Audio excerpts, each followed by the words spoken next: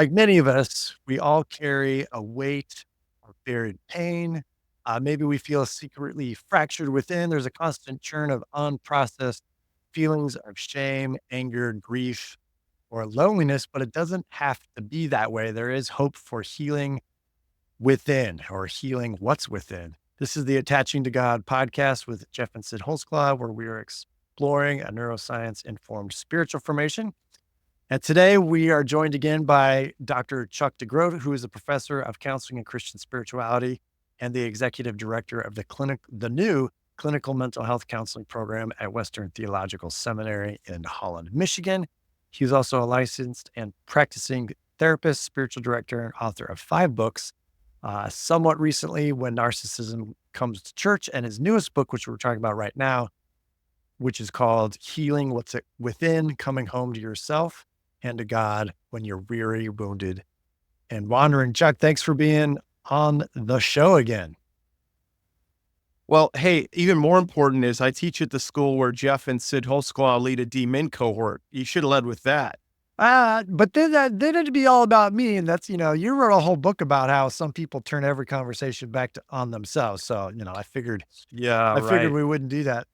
But you did write a book called When Narcissism Comes to the Church, and I guess it did well. I don't know. And you somewhat became known as a narcissist expert. Um, and I guess we were at the breakfast a while ago, or you said something like, well, people or maybe even publishers were asking, would you want to write like a part 2 or like do another Yeah. book? Like, let's keep, this topic is hot, like it'll sell. But that didn't sit with you or something, like you went a different direction and now we have a different book. Could you, talk a little bit about Yeah. what was going on there? Can you imagine that? It's hot. It'll sell. Write a part 2 to the narcissism book, you Clearly know? you're not an Enneagram 3 like me, because I'd be like, sign me up, let's go. I will achieve that. Yeah, I've got that Enneagram 4, let's move toward authenticity thing going, for good or for ill, because you probably don't end up selling quite as many books. But yeah, that was a possibility. And yeah, the conversation, as you know, is alive out there. The conversation on narcissistic abuse, spiritual abuse in the church. And it's a really important conversation. And you and I have been engaged in it in various ways. And we have friends engaged in it in various ways. Um, and yeah, there was that possibility of doing a follow up. And because clearly, I mean, there there continue to be significant issues that are being highlighted daily, by folks out there within churches, and I hear about many of them. In fact, I continue to get multiple emails a week from people from various places. So there's certainly a need to continue to have a healthy conversation around it. But I think at the same time, and you know this about me, I'm a therapist, and I think and when I think about all the different things that I get to do, in many ways, the therapeutic work is the heart of my work. And I don't think I could, if I had to give, someone asked me to give everything up but one thing, I'd say I want to continue to sit with people. As much fun as I have teaching and writing, and it was the work it was the therapeutic work. It was the work of sitting with people in the healing process and seeing them uh, and in fact, stewarding them on a journey, I guess I'd say it that way, of shifting from uh, the abuse that happened to them to the lingering trauma within, that seemed to be me to be an important next book to write. Because I think particularly these days, when you're engaged in issues of spiritual abuse, and you see this on social media quite a bit, you get really stuck in this loop of fixating on what happened to you. And that was my story too. And I could talk more about that. That was my story 20 years ago when I was fired from a church. And I was really stuck in that loop of injustice. And it was incredibly painful. And I'd think often about how I'd get the justice that I deserved. But I had to make the shift. And in fact, could tell this story too. I landed in a hospital, which led me to do some deeper discernment around how that trauma had resided within my body. and it really led to a shift that allowed me to begin to heal. Yeah, and just, the book is fantastic, but just so everybody knows, by the time you get to the end of the book, you still won't know why Chuck got fired from his church because he doesn't tell us. Mm, darn it. Yeah. Uh, but which is part of the whole thing because you just said, like, abuse is what happens to us, but the trauma is what happens within us, and the point of the book is doing the work to heal that trauma that's within us, healing what's within. Can Yeah. you kinda talk a little bit about that? Because sometimes we do emphasize, Yeah. like you said, the event, um, Yeah. but really there's things happening in our bodies and our brains, Yeah. that and that's where the healing needs to take place. Not that we're against fixing Yeah. abusive Yeah. systems. We're not saying that you shouldn't No. change circumstances when possible, No. but Not at that's all. not always the whole story. Yeah. And it's funny that you bring up that lack of resolution, not knowing why I got fired, right? I mean, and I do think that this is where we again get fixated. We want to know, and it's not as sexy in a sense to shift the conversation to what's happening within us, but it's important for healing. And again, that's the work that I do in the room with folks, and it seemed to me to be important to shift to that. And so that began. Was that the question about that shift from abuse to the trauma that resides within? Yeah, while you were saying, like the outrage machine that we live in, like with social media and Yeah. person, like that, you can build outrage around your events, right? Oh, Chuck got fired. Hmm. Isn't that horrible? And that one church and that thing and the same thing happened to me. Yeah. But to say something like, I had a panic attack at a grocery store, and people are like, oh, and then they move on, right? Or I Right. had a lot of trouble sleeping for a year and a half, and they're like, oh, I'm sorry, and then they move on, right? So it doesn't like Yeah. create the same level of outrage and empathy and activism as the events do, but it's really Yeah. that lingering trauma within. I was Yeah. just thinking about that. So yeah, Yeah. so you wrote this book to kind of do that work. So Yeah. as a therapist Yeah. who wants people to be healed, uh, Yeah. you want to get at that work. So what happens Yeah. within, or you could share part of your story, or kind of Yeah. That's right. Well, even though collectively, even that outrage machine feeds off of these, what I call these sympathetic storms within us, our sympathetic nervous system. And that's where I lived for a number of years. And if, I'm really grateful in some ways that there wasn't Twitter or Threads or Facebook.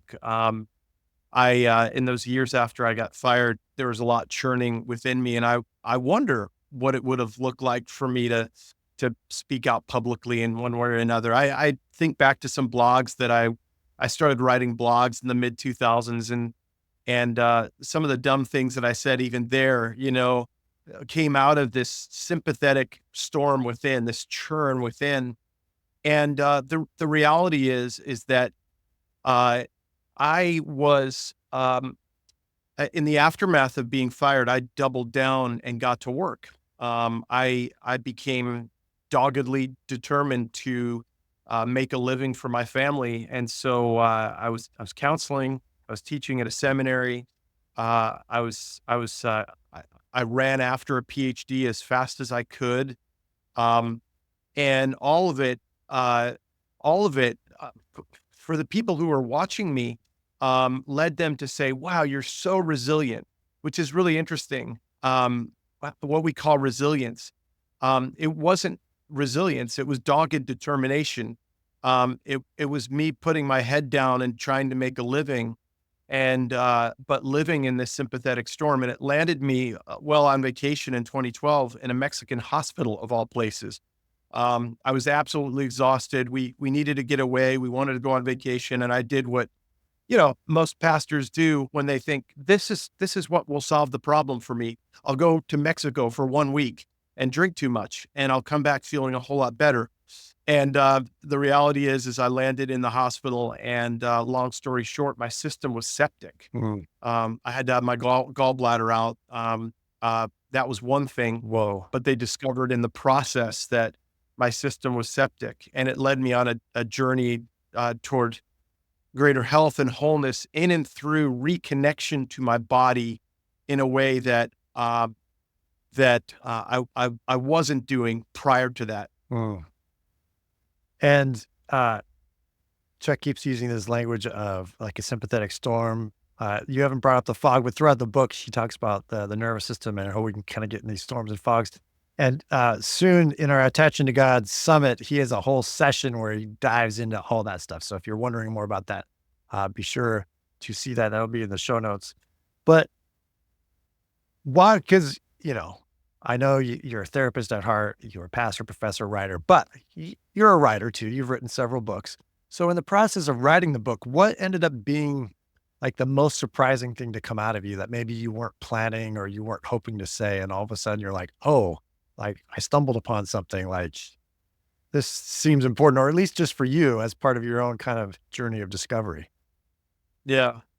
Well, I probably writing some of my own story.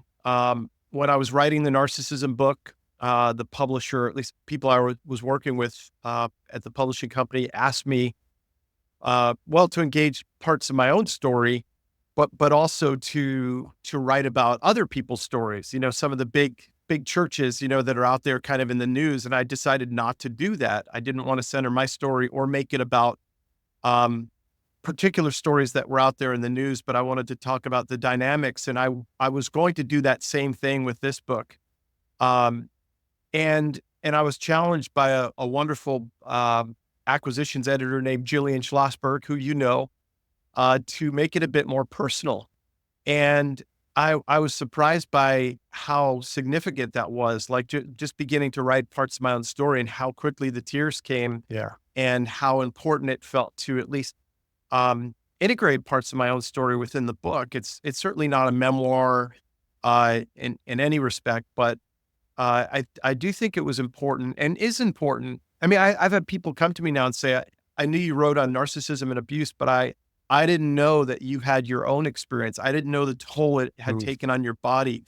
Um, I didn't know that you had, in a sense, a firsthand understanding of this, and to be able to say, yeah, I live this. I know the outrage. I know the sympathetic storm. I know the frustration and the powerlessness of not getting the justice that you long for. Um, and living with that, I know the shame of driving around your community and going into the grocery store and going back out when you see a leader from the church that you mm, don't want to face. I mean, all the stuff, right? Uh, that was the piece of it that became really important for me. It's as you know, when you write parts of your own story, it's really vulnerable. And again, I don't want to center my own story in my writing, but I do think it's important to integrate into an important work on trauma. yeah. So in the process of writing the book, you were experiencing probably the work that you helped lead other people into, which is to make sense of your own story, to put Mhm. your story into words and experiences, and then it becomes clearer. And then there's that, hopefully, I assume that sense of like broader, deeper resolution and seeing where God is at in the midst of it.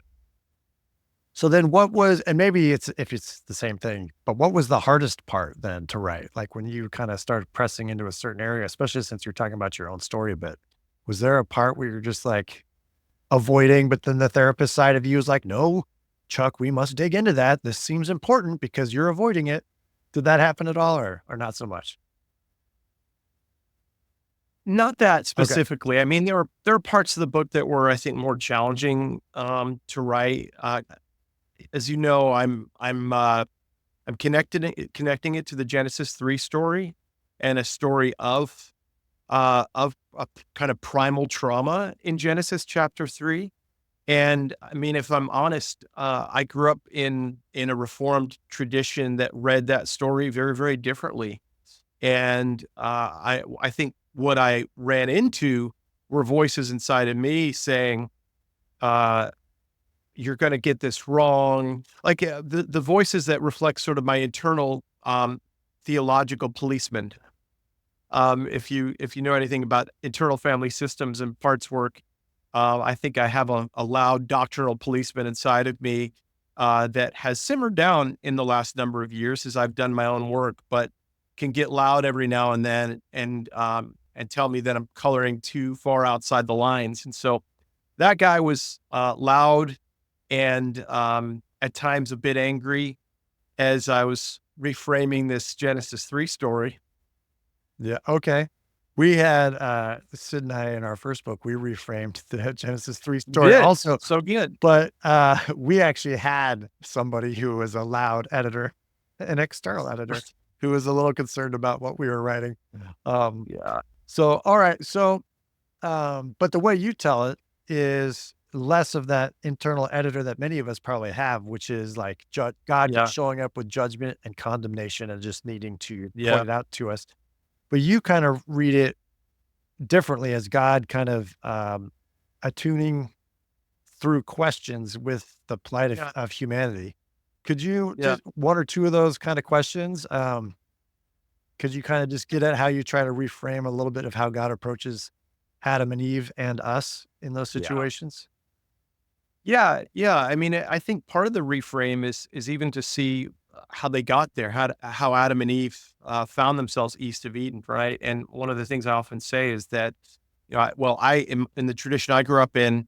I was I was told that it was a story of arrogant pride and Adam and Eve wanting power. But if we're honest about what's happening in the text, they're targeted. Their goodness and their glory are targeted by this serpent that sidles up next to them and asks, "Did God really say?"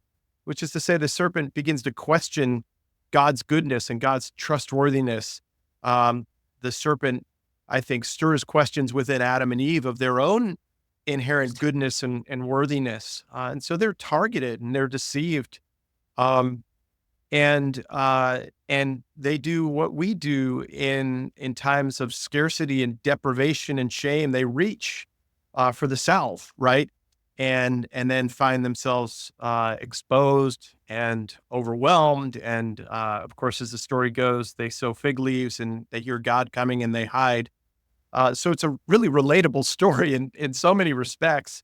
And but but I think what has been significant for me, and this goes back about 20 years now, to a time when I was on retreat. It was a really important moment for me when I heard that first question that God asks, "Where are you?" as a kind question, Mm. not as a "Where the hell are you? I'm so angry at you," as you might expect, particularly if you come from a story where you've perhaps had a mom or dad who has responded to you in that way, but with a kind and curious, like God is walking in the garden in the cool of the day, which is to say, like God's going on the walk that they probably would go on every day and misses them. And it became an important first question of a series of three questions that I now call the Genesis Examine, which has become for me a daily practice of a regular practice of self examination. Oh.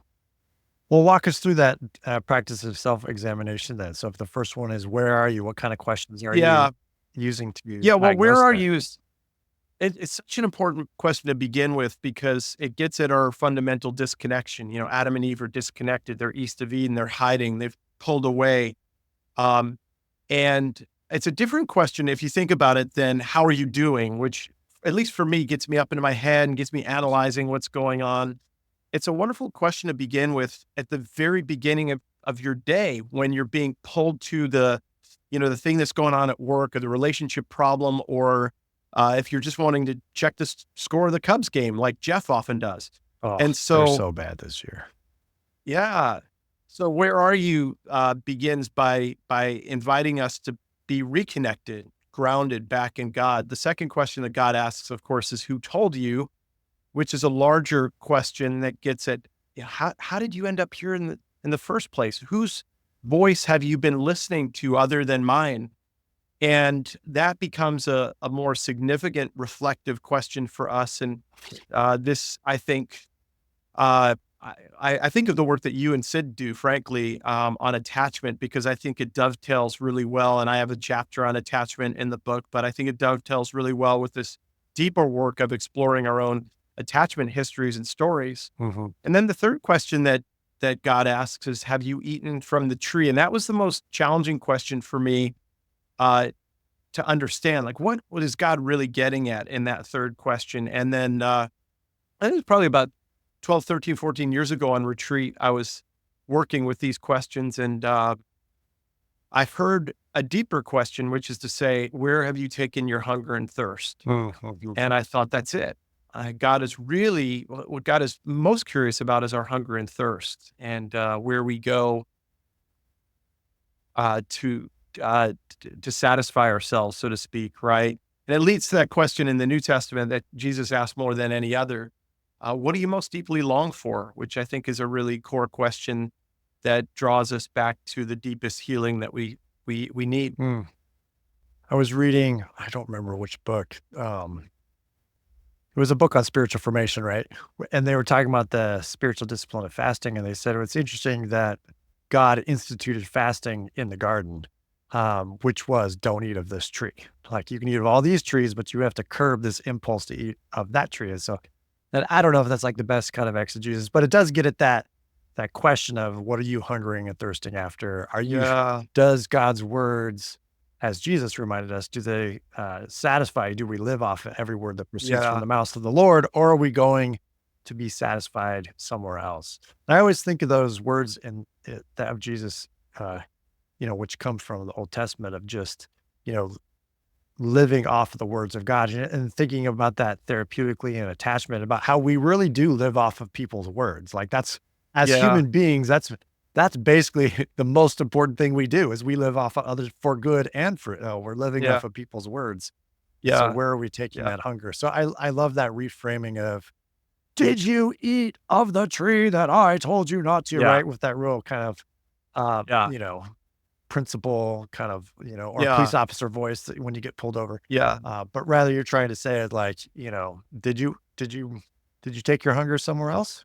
Um, that's right.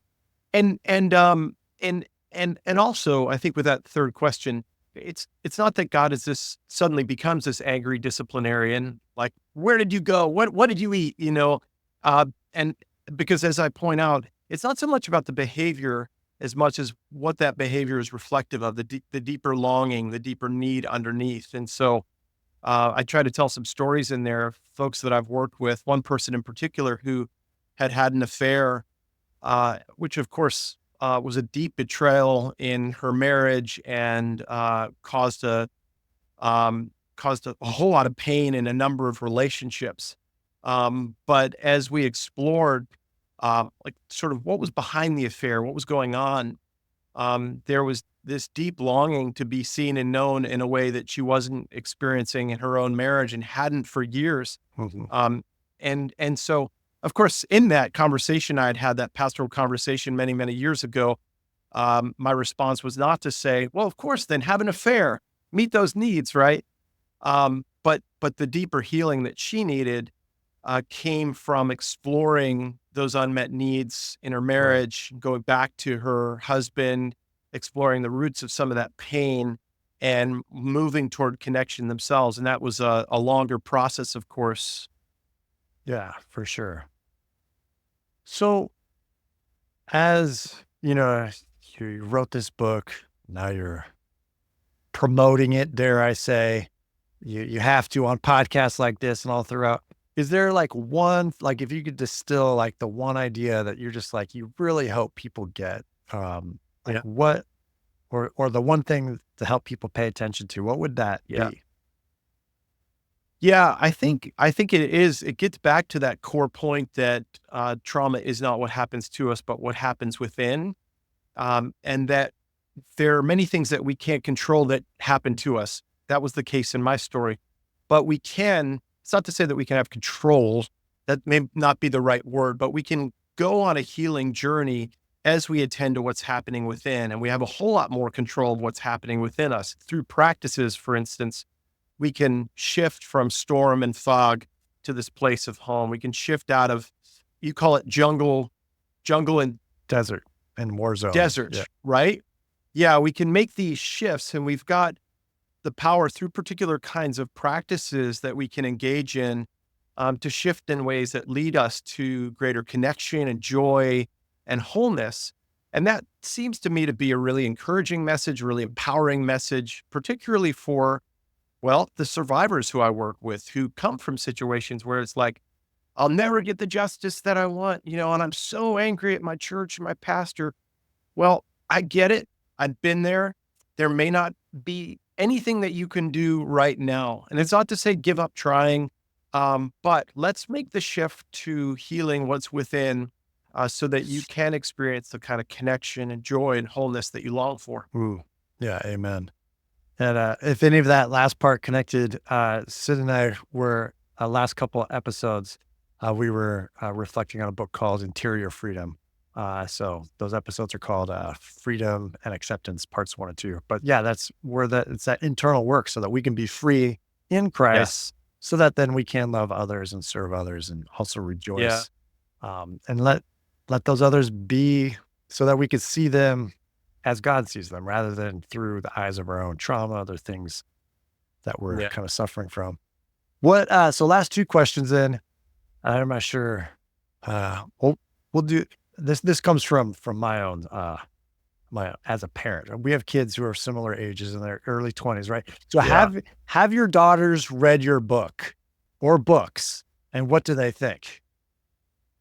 Yeah, I think the first book that I ever wrote was called Leaving Egypt: Finding God in the Wilderness Places. It goes back to 2011, so they would have been 10 and 8, So and probably they not. said, Oh, "Nah, well, they would." I gave them copies, and they'd have it around their room, and I think they wanted me to think that they were reading it. My oldest daughter is actually a student in this new clinical mental health counseling program, and so she's reading Leaving Egypt in a course this semester. she got So assigned in a class one of her dad's books? yeah, I got to be honest That's with you, like a Jeff. life I don't achievement. That must feel pretty good, or does that feel really bad? know if it's great. It's fine. I just want to be clear. I don't make it a habit to assign my own books, but I'm co-teaching this with a colleague, and we wanted to give students some books that were examples of integrative work, scripture, and psychology. So, I think the bottom line is you could say I'm making my daughter read my first book. Alright, The verdict is out as to whether or not she'll read this next one, but let's just say that I might just assign it next semester in a there class. you go. Um, and I think my daughters they're 23 and 21, and they're curious about these things, but they're let's just say that they probably have not read my books cover to cover, and I guess I'm just going to have to assign them the books for them to read them cover to cover. Well, okay, well, we have 2 boys, and we're in the same our boys are just a little bit younger than your girls. But yeah, our, Does God Really Like Me came out in 2020, and they were both, like, early teenagers, so they have their own copies, but they've never read. So maybe they'll Yeah. read our next one when it comes out, we'll see. Who knows? Well, is there, um what do you still? Because this is how I am, I'm always on to the next project, but what do you still have the most energy around, when it comes to this book and these questions? Um, Yeah. what still, like, gets you Yeah. fired up? Yeah. So I do think if there's a continued energy, and if it's an energy that might lead to a next book, it's some energy around this distinction between self-awareness and self-regulation. Ooh, yes, write And that one. nowadays, we have a number of I've worked with a number of pastors and leaders who would claim self-awareness. Very, very different, by the way, than when I first got into it 25 years ago. Pastors weren't as interested in therapy or Enneagram or attachment. Now they listen to podcasts like yours, and they're intrigued by these things. The the problem is, though, knowing about these things doesn't translate to health, and I was a good example of that. I was Ooh, a trained therapist. I was leading a clinical counseling center. I was leading retreats, and I land in a hospital in 2012 unhealthy. ooh, And so the reality is that I was self aware, but I was ignoring my lack of regulation or my dysregulation, those storm winds within, that fog within. And so I think my next writing project might move in that direction, and integrating that into a larger conversation of how we adapt principles from emotional intelligence for Christian leaders. So there are some other pieces to that I would add, but that's pretty core to it. oh, I love that. Well, if you ever wanna, like, test out some ideas, like, we'll get you on the podcast for sure, but I think that's super important. That kind of gets into the what you know doesn't always heal you, right? You actually still have That's to right. do the work. And I, as someone who loves researching, I fall into that. Like, just look behind me. I have all these books, right? But that's not going to lead toward deep healing and transformation unless Yeah. I'm doing the work. And our culture is always looking for shortcuts, and we feel like more information will get us there, but that's just not the case. Well, thanks for taking I know, you're busy and you have a lot going on with all those titles, that we talked about, uh, but I really appreciate you coming on, and we should do this again sometime. Well, I love it, Jeff, and, I'm a big fan of you and Sid and the podcast and your first book, and I can't wait for yours to come out too. Yeah, well, thank you so much, and, also, like I mentioned, Chuck is gonna be a part of our, free online summit on attaching to God, where he talks a little bit more about the sympathetic storms and the parasympathetic fog and how the nervous system can help us know where we are, and kind of gets at that question even more. But thanks for jumping on and talking a little bit behind the scenes about where this book came from. Yeah, man. Thank you.